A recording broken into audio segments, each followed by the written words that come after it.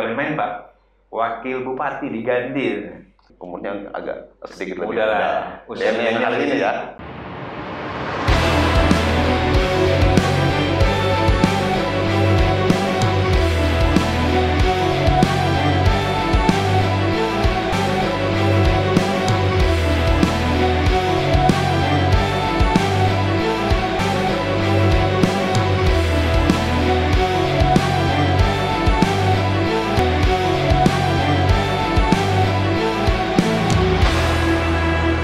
Selamat datang. Hari ini saya mengundang Junior menjadi sekretaris DPD Nasdem Kabupaten Konawe Kepulauan. Iya. Berapa lama berkecimpung di wilayah politik dan sampai definitif sebagai sekretaris? Sebenarnya saya dari dulu itu kayak semacam antipati terhadap partai politik. Apa yang terjadi sebelum-sebelumnya. Anti terhadap partai politik? Sebenarnya. Tapi sekarang di partai politik? Iya. Apa yang bisa membuat berubah? Apa ya? Saya bergabung di Partai Nasdem itu sejak 2013. 2013? Iya. Cukup lama. Ya, Bukan cukup lama, lama itu. Ya, dari 2013 itu, tapi kita bukan di apalagi belum masuk di pengurus maksudnya terasnya Nasdem di Kepulauan. Kita masih coba belajar pada saat itu. Jadi tim hore dulu ini? Ya. Kemudian perjalanan proses Ya. di 2020 kemarin itu didaulat juga jadi sekretaris.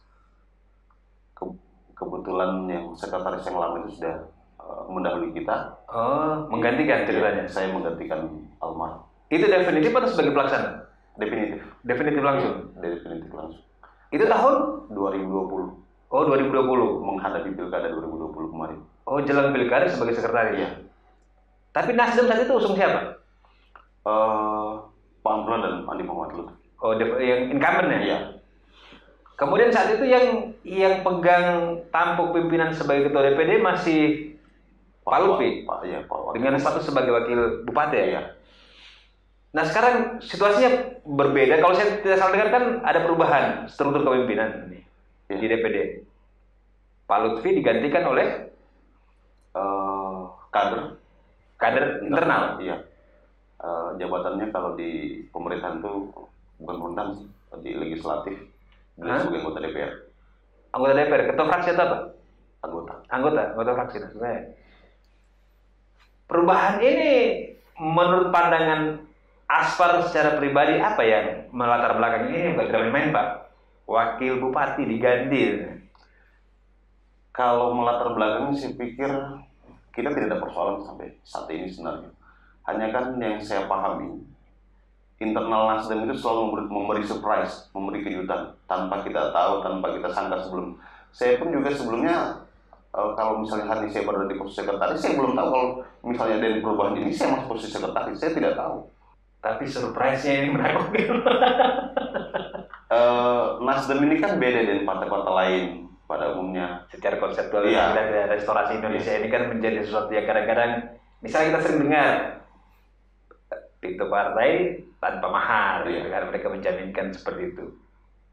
Nah hari ini memang seperti, apakah ini sebuah kewajaran saja di dalam dinamika internal Nasdem, atau memang Pak Lutfi sebagai wakil bupati tidak dianggap berkontribusi terhadap Nasdem?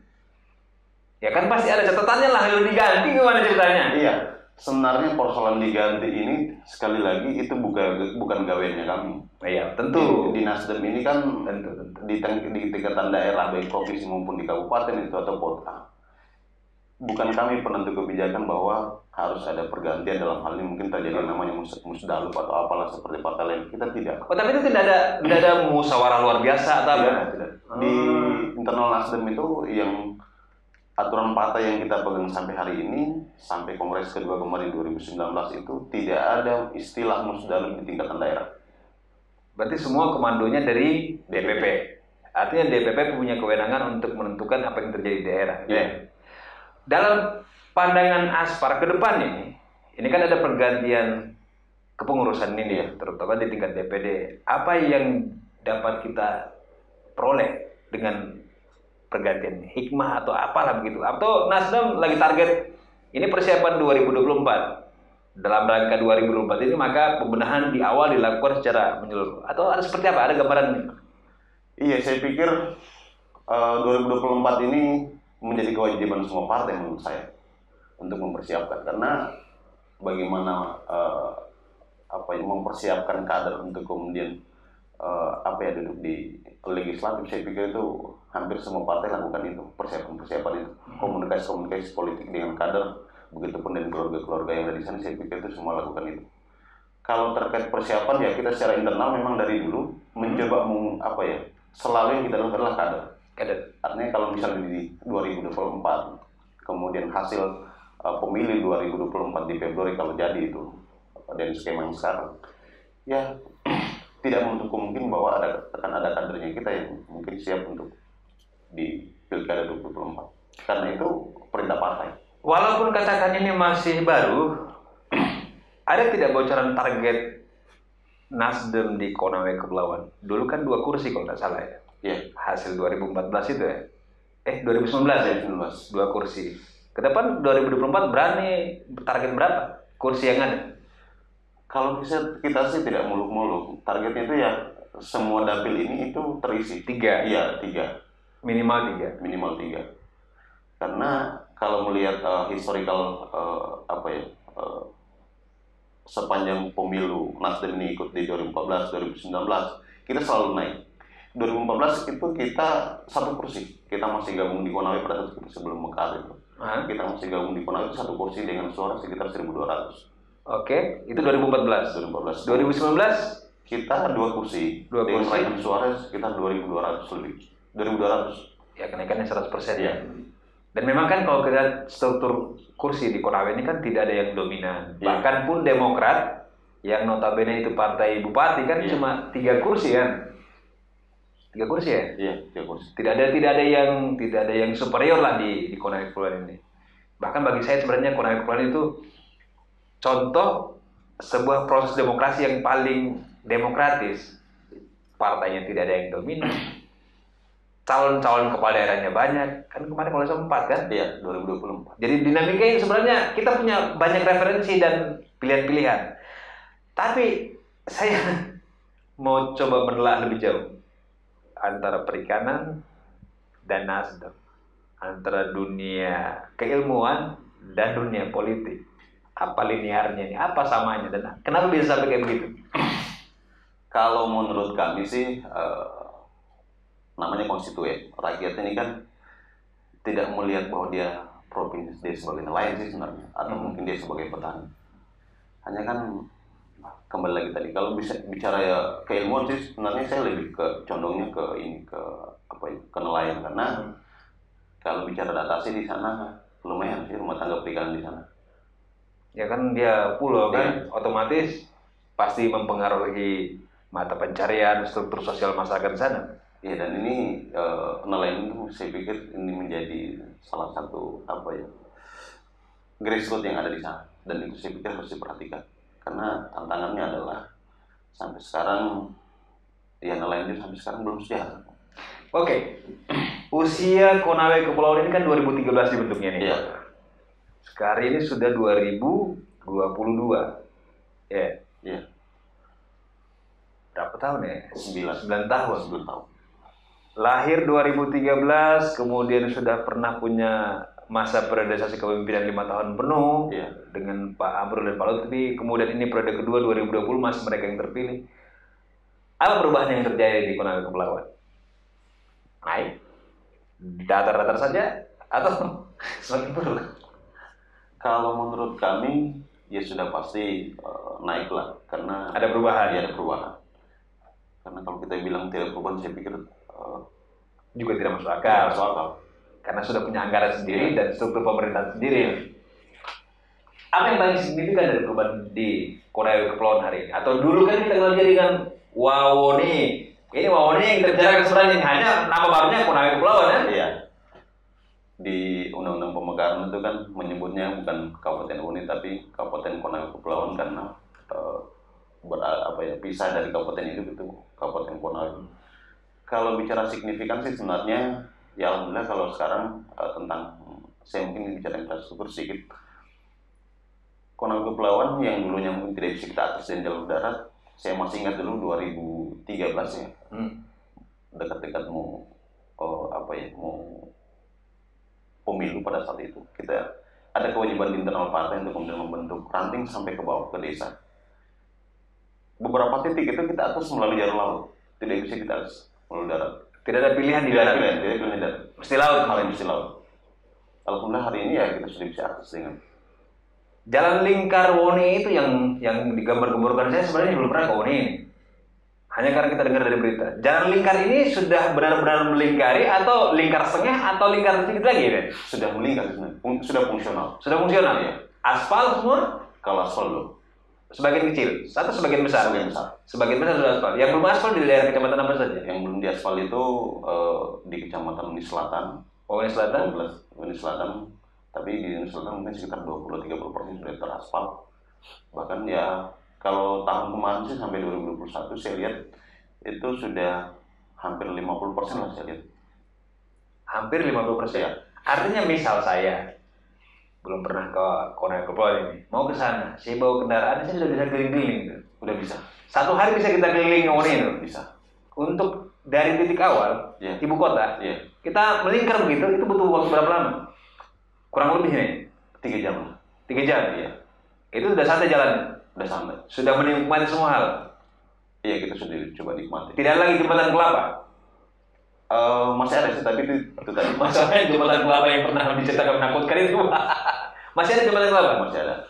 Menurut Aspar dengan kacamata politik ini, definitif kan dia 2015 kan ini. Pilkada serentak era pertama ini. Sampai 2020, kemudian ini tengah berjalan periode kedua ini Pak Amrullah dan Pak Lutfi ini. Positifkah kepemimpinan mereka atau masih banyak yang harus dibenahi atau seperti apa kondisi Konawe Kepulauan? Kalau positif ya positif. Mungkin bagi saya secara pribadi butuh langkah-langkah yang lebih strategis dan taktis untuk kemudian kita memperoleh lompatan-lompatan yang begitu luar biasa. Dalam hal ya pembangunan, insya Allah misalnya di infrastruktur, begitu pun mungkin di birokrasi, pelayanan ke masyarakat. Ini Konawe Kepulauan yang paling bikin rame itu adalah kemarin ini masalah pertambangan, Pak. Ini saya pun tidak pernah kesana, tapi dengar setiap waktu ada saja berita tentang tambang ini, baik itu gerakan penolakan sampai demonstrasi yang cukup besar kan. Kemarin bahkan 2019 itu ada demo besar-besaran tentang penolakan tambang. Ada pemerintahan baru dengan kepemimpinan baru, terus ada masalah. Tapi ini jadi salah satu momok di Konawe Kepulauan ini. Apakah kepemimpinan hari ini tidak mampu menyelesaikan masalah Konawe Kepulauan di pertambangannya? Kita bicara masalah, ini kan masalah besar di sana ini. Kita bicara masalah kepemimpinan dengan masalah paling besar ini. Bagaimana relasi antara hubungan orang demonstrasi dengan keberpihakan pimpinan daerah di sana? Yang pertama yang saya sampaikan, kalau kita bicara regulasi yang ada, bicara pengelolaan tambang ini kan sebenarnya bukan gewennya pemerintah kabupaten. Oke. Sudah tarik pusat semua kan ini? Tarik ke pusat dengan Undang-Undang Nomor 3 Tahun 2020, perubahan Undang-Undang Nomor 4 Tahun 2009. Kemudian kalau hubungannya dengan tambang ini, saya pikir ini agak seksi juga, mungkin ini sedikit bola liar nanti ke depan. Karena begini, yang saya pahami proses perjuangan tentang tambang ini boleh mungkin saya katakan klasik lah, atau mungkin kasuistik lah, karena bukan pertama kali terjadi. Oke. Dari sejak 2007 itu sudah aksi-aksi penolakan itu sudah terjadi sampai saat ini. Dan boleh saya katakan bahwa masyarakat Woni ini secara umum sedikit banyak paham tentang dampak dari pulau tambang itu sendiri. Apalagi dia kan pulau kan ya. Jadi sedikit berubah itu akan mempengaruhi yang kita sampaikan bahwa mereka dipengaruhi dengan struktur kepulauan, pendapatan, mata pencarian ya kan, aktivitas. Kalau saya mungkin sedikit mengutip atau mungkin merujuk dari Al-Quran sih sebenarnya di surat Al-Mulk kalau tidak salah. Dunia ini, bumi ini sebenarnya diciptakan untuk manusia. Artinya ini harusnya apapun diciptakan misalnya oleh Tuhan, baik itu kecil maupun besar, ini kan bentuk untuk manusia. Sekarang persoalannya adalah sebagaimana kita bijak menyikapi atau mungkin bagaimana kita kelola kemudian persoalan tambang yang ada di sana. Kemudian saya analogi sederhana begini, bukan tidak sepakat sih sebenarnya, tapi kalau misalnya makanan ini ada di meja, itu sudah siap di meja untuk kita makan, masa kita harus makan yang di bawah meja? Oke. Artinya tambang pun tetap harus dimanfaatkan.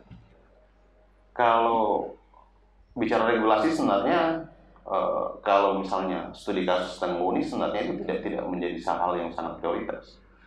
Karena kalau bicara ekonomi kerakyatan sebenarnya masih banyak potensi yang harus kita lakukan. Dan itu PR-nya kita semua, bukan hanya Pemda sih sebenarnya. Karena pembangunan ini kan bukan tanggung jawab sepenuhnya oleh pemerintah, tapi termasuk masyarakat dan lain-lain. Oke, apa yang lebih bernilai dari tambang di Wonogiri itu? Karena saya lihat lingkungan saya saja ini, tetangga tambang, tetangga ujung tambang, kawan saya dari bawah tambang, semua orang bicara tentang tambang ini. Jadi saya punya sedikit perspektif tentang tambang ini sesuatu yang bagus, terus membuka lapangan pekerjaan, apalagi kemarin kita ada Virtu, walaupun memang ada kerusakan lingkungan. Tapi saya lihat orang semua begitu euforia dengan yang namanya pertambangan ini. Seakan-akan tambang ini bisa menyelesaikan semua masalah itu. Nah, potensi tambang yang begitu besar apa yang bisa menandingi selain tambang di Wonogiri? Kalau ini ada opsi-opsi pilihan, apa yang akan dipilih oleh masyarakat atau pemerintah daerah misalnya?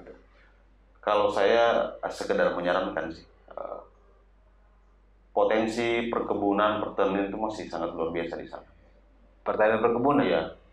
Saya dengan melakukan berdiskusi dengan masyarakat langsung ke daerah-daerah penghasil taruhlah komoditi-komoditi unggulan seperti cengkeh itu, kopra termasuk kopra di Poni Tenggara ini yang tadi betul dibahas tentang tambang wilayah IUP GKP ini,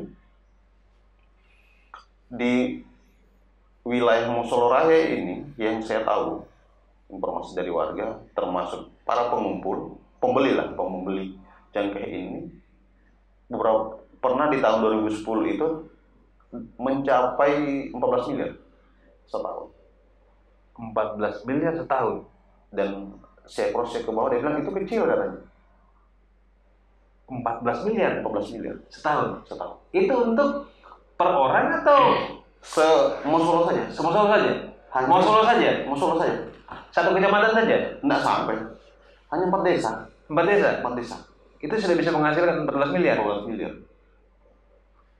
Masyarakat yang terima langsung. Iya. Terus kenapa tidak ada pertimbangan yang diajukan oleh pemerintah daerah misalnya terkait potensi-potensi ini kepada, ini kan kebijakan pusat lah, kebijakan pemerintah Republik Indonesia ya. Kepentingan pertambangan. Kenapa tidak? Apa ini tidak dilihat atau memang ada kepentingan lebih besar Jakarta atau di pusat lah gitu? Kalau bicara tambang sih sebenarnya saya lebih saya melihatnya orang-orang luar sana mungkin yang bergelut ke tambang itu lebih ke persoalan ini instan, cepat. Ya, tapi masyarakatnya semua sana mau dikemanakan masyarakat Kunayan Kepulauan itu masalahnya. Sebentar, menurut kacamata Aspar selaku politisi di sana yang punya keahlian perikanan ini, pemerintah ini berpihak mana? Ke pertambangan atau ke masyarakat? Walaupun kita bisa lihat ini ada gelombang penolakan masyarakat kan, puncak 2019. Ini pun masih ada penolakan tambangan, walaupun kita dengar beberapa bagian itu sudah diselesaikan. Tapi kemana masyarakat, pemerintah berpihak? Masyarakat atau pertambangan? Saya pikir kalau keberpihakan ya sudah pasti namanya pemerintah daerah atau kepala daerah memang harus berpihak ke masyarakat sebenarnya. Sebenarnya. Tapi ini tidak sebenarnya. Hanya kan yang saya paham bahwa Pemda ini kan yang dia jalankan kan itu regulasi. yang jalankan oleh Legus. Tapi kalau bicara kebijakan sebenarnya ya saya lihat ini lebih ke kepentingan rakyat sih sebenarnya, itu yang paling harus dilakukan kalau saya. Baik, karena kita ini akan mendiskusikan masalah Konawe Kepulauan, apakah pemimpin yang hari ini hadir dari hasil coblosan ini, kan kita mencoblos nih, Konawe Kepulauan itu mencoblos Iya. kepada hari ya ini yang paling banyak sekitar 12.000 saya lihat itu. Iya. Pasangannya Pak Amarullah dan Pak Lutfi. Ya, 52%. 52%. Sebesar apa keburukan? Ini kan sekarang masyarakat pilih nih. Saya pilih Bapak sebagai kepala daerah di Konawe Kepulauan.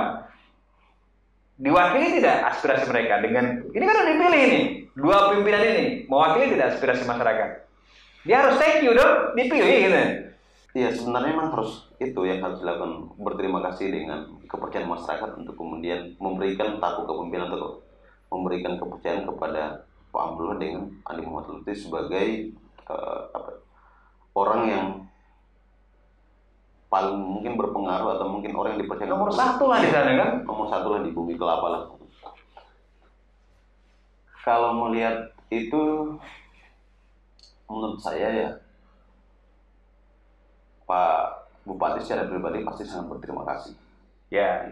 Tapi terima kasih itu berwujud tidak dengan dukungan terhadap ini kan masyarakatnya udah tolak Bapak gitu ya. Terus apa posisi bupati kita hari ini atau wakil bupati yang mendapat daulat rakyat Konawe Kepulauan atau Bumi Kelapa ini? Ya itu tadi saya bilang, persoalan yang mereka jalankan adalah persoalan regulasi yang mereka jalankan. Taat kepada pemilihan di atasnya itu. Kalau taat sih tidak, tapi saya lihat kan itu tadi regulasi apa yang ada itu mereka jalankan. Yang jalankan. Artinya sebenarnya pertambangan itu oke di Konawe Kepulauan. Terus yang menolak ini seperti apa? Ya itu tadi saya bilang, kalau menurut kacamata saya pertambangan ini sebenarnya menjadi bola liar, bola panas sih sebenarnya saya lihat. Karena dengan penolakan yang ada hari ini, masyarakat masih ada yang masif untuk kemudian menolak pertambangan ini, menolak pertambangan di WUU ini. Kalau dihubungkan dengan, ya mohon maaf sih, dihubungkan dengan politik nanti 2024, ya ada asumsi bahwa garis keras penolak ini mereka tidak akan sepakat lagi dengan siapapun yang dihadirkan nanti kelak.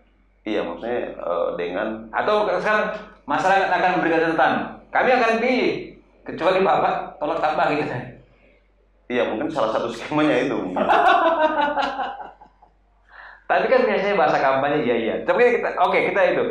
Tapi apakah sekarang bobot kepemimpinan di Konawe Kepulauan ini sudah sebanding dengan Konawe Kepulauan kebutuhannya? Apakah ketokohan dari Pak Amarullah dan Pak Lutfi ini sudah sejalan sesuai kebutuhan dengan masyarakat Konawe Kepulauan?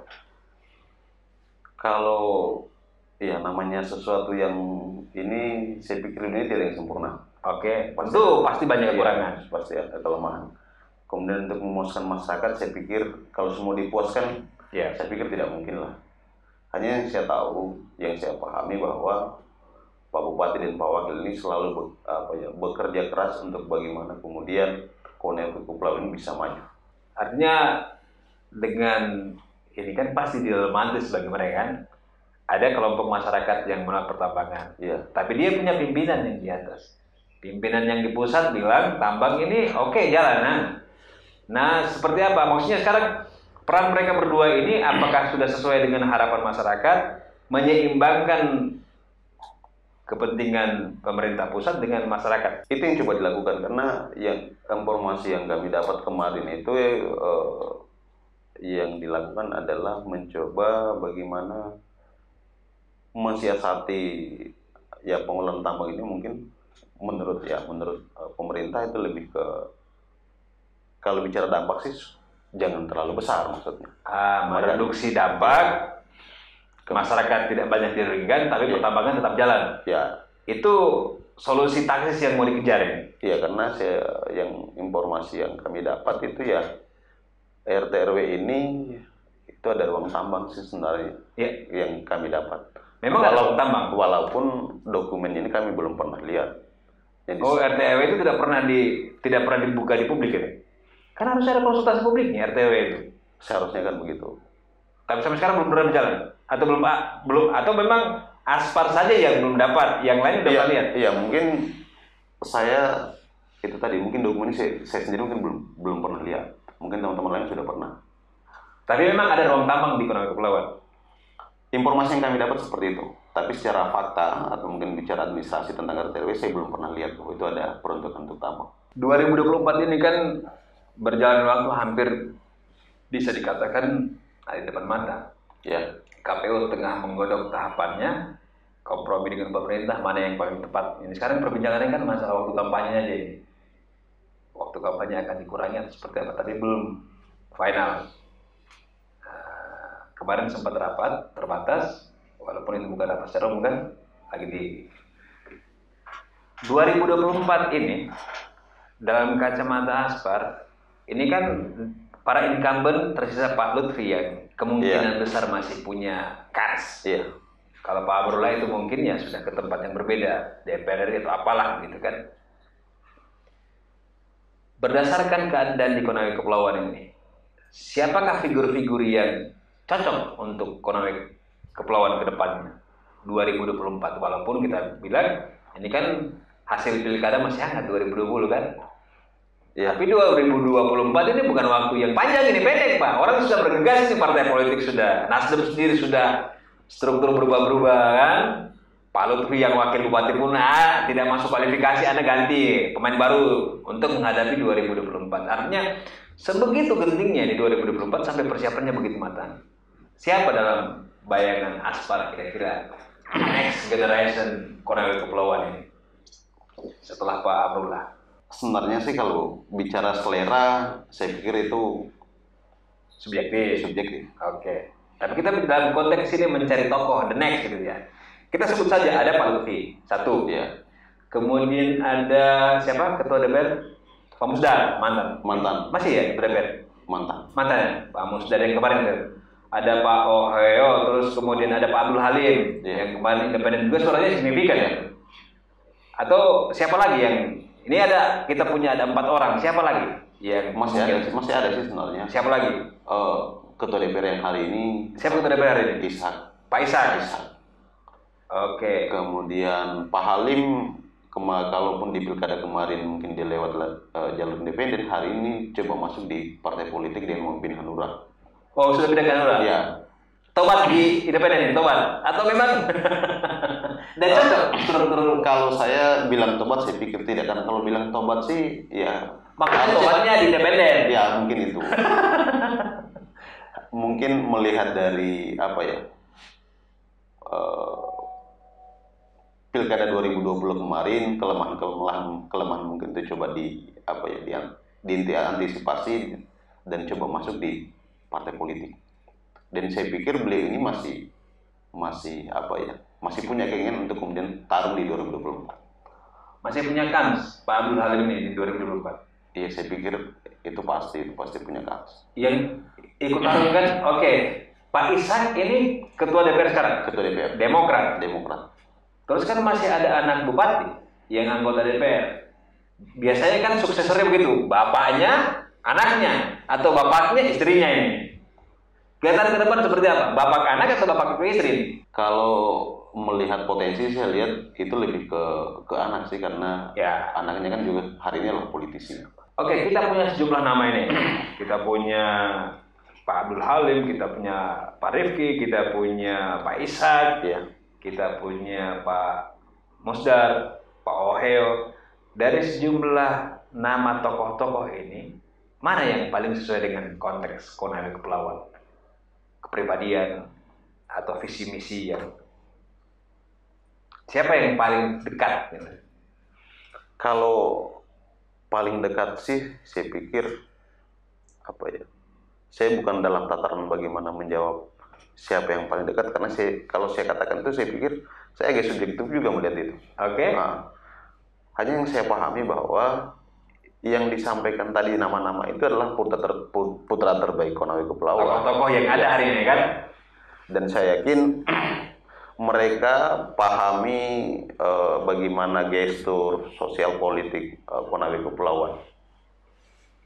Dan sudah pasti saya pikir ini untuk kemajuan daerahnya kita. Dari sejumlah tokoh ini, kalau kita lihat yang aktif melakukan gerakan-gerakan konsolidatif siapa di masyarakat Konawe Kepulauan? Artinya ini tanpa melihat hasil survei lah gitu. Kalau yang kami lihat, beberapa ketua partai, salah satunya adalah Pak Halim, itu coba lakukan konsolidasi untuk itu. Kemudian Mas Rifiki juga kemarin saya lihat ada gerakan bagaimana berkomunikasi dengan konstituen pada saat di bulan Ramadan itu memberikan bantuan ke masyarakat atau konstituen itu bagi-bagi sembako.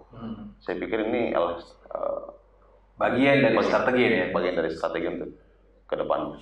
Tapi kalau untuk melihat subjektivitas Aspar terhadap tokoh-tokoh ini siapa yang ya, maksudnya dalam kacamata Aspar, dalam pandangan Aspar itu lebih cocok untuk Konawe Kepulauan? Kalau cocok sih, saya melihat dari sisi umur ya. Kemudian pengalaman.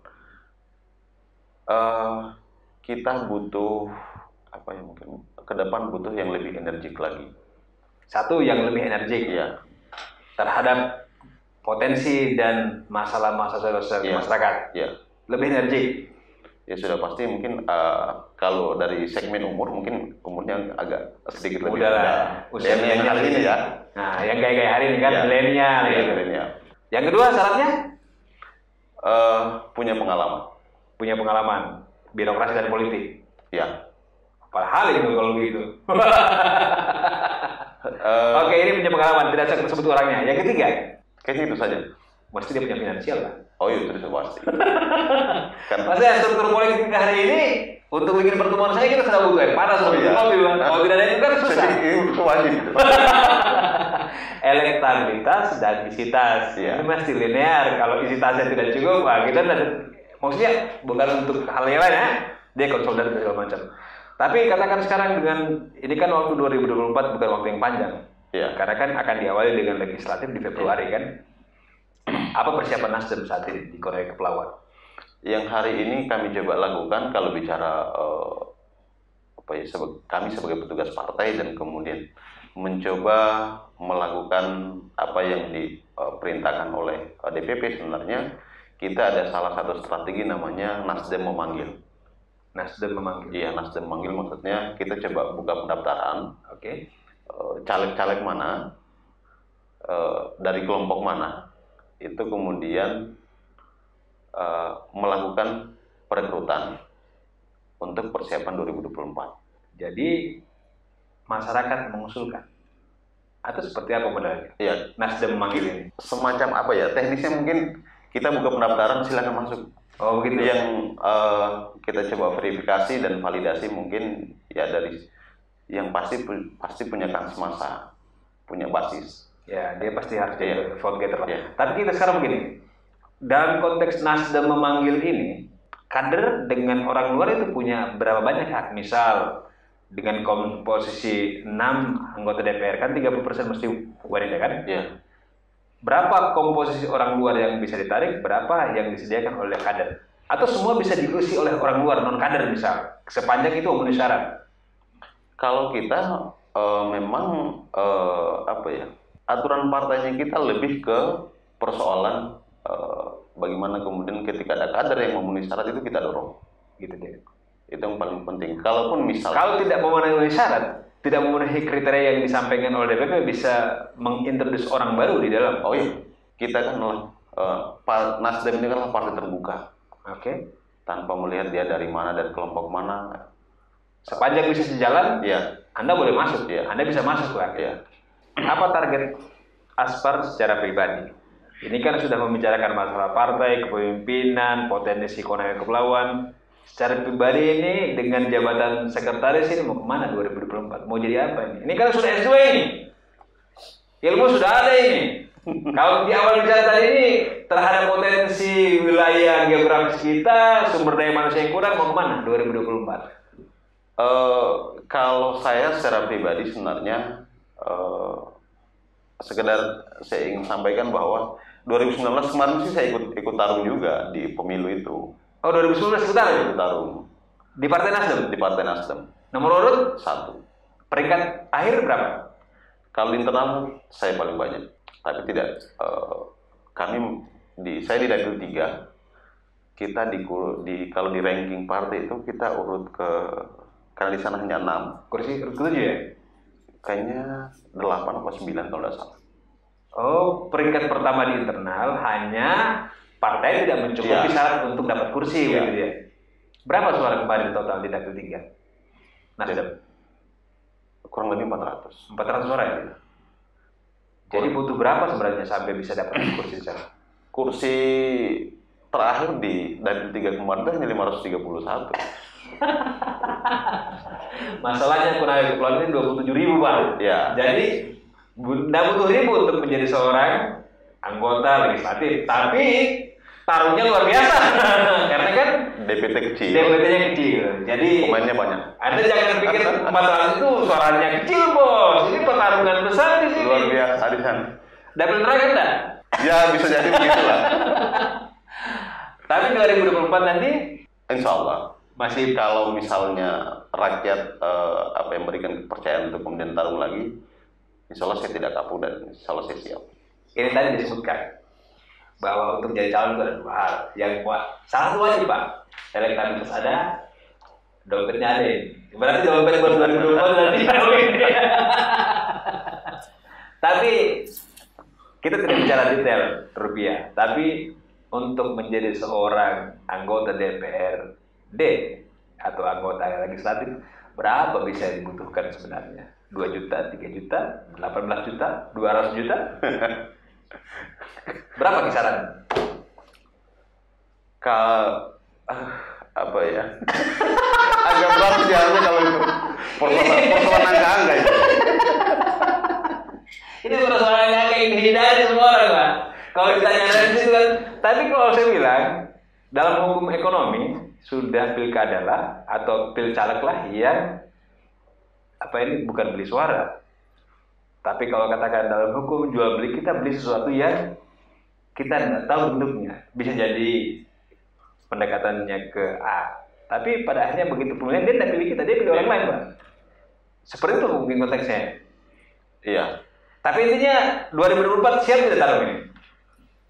Ya itu tadi, kalau keluarga mendukung, kemudian rakyat juga menghendaki, saya siap. 2024 Ya. Anggota legislatif. Ya. Luar biasa, nanti kita doakan sama-sama. Amin. Terima kasih sudah datang di ruang podcast The Halo on Syndrome, sudah memberikan gambaran, cerita, dan kisah-kisah di Konawe Kepulauan. Mudah-mudahan nanti bisa menginspirasi banyak orang dan kita bisa mendapatkan referensi yang baik lah di sana. Jangan bosan saya undang buat perhelatan 2024. Nanti kita kabari lah dengan segala kekurangan. Terima kasih banyak sudah hadir di ruang podcast.